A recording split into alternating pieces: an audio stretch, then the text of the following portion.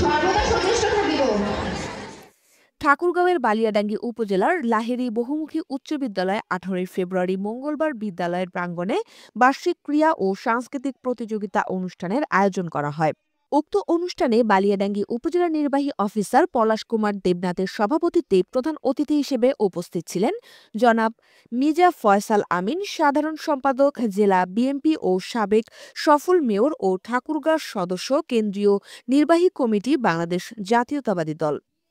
লাহিড়ী বহুমুখী উচ্চ বিদ্যালয়ের প্রধান শিক্ষক জিল্লুর রহমানের সঞ্চালনায় বিশেষ অতিথি হিসেবে গেস্ট অব অনার উপস্থিত ছিলেন জনাব অধ্যাপক ডক্টর আব্দুস সালাম, মহাসচিব ডক্টর অ্যাসোসিয়েশন অব বাংলাদেশ ড্যাব, জনাব ডেজ মর্তুজা চৌধুরী তুলা, সাবেক সংসদ সদস্য ঠাকুরগাঁও ২ ও সহসভাপতি জেলা বিএনপি ঠাকুরগাঁও, জনাব ফয়জুল ইসলাম হিরু সহ সভাপতি উপজেলা বিএনপি বালিয়াডাঙ্গি।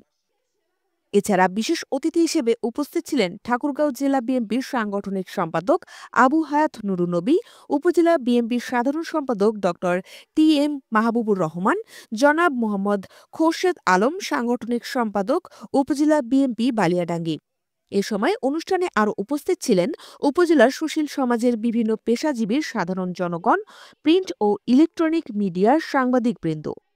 আমি এই প্রতিষ্ঠানে 3 বার এসেছি। প্রধান শিক্ষক বলেছেন ইতিমধ্যে আমি 4 লক্ষ টাকার একটা অনুদান দিয়েছি, আর একটা অনুদান খুব তাড়াতাড়ি আসবে এবং বালিয়াডাঙ্গি উপজেলাকে একটি আদর্শ ক্রীড়া সংস্কৃতি উপজেলা হিসেবে পরিণত করবেন।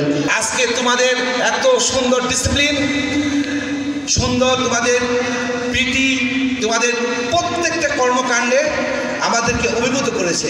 ছায়ার মধ্যে অনেকক্ষণ ছিলাম আর তোমরা সব রোদের মধ্যে, নিজের কাছে খুব খারাপ লাগছে। আমি একটু কষ্ট করে তোমাদের কাছে চলে যাব। আমরা দেখেছি ব্রিটিশ ওরিয়েন্টেড স্কুল ডিস্ট্রিক্ট হেডকোয়ার্টার্সে আমরা যে স্কুল দিনাজপুর জেলা স্কুল 1853 সালে। প্রিয় শিক্ষার্থী ভাই ও বোনেরা, আসসালামু আলাইকুম, আদাব। সবাইকে বসন্তের উষ্ণ শুভেচ্ছা জানাচ্ছি।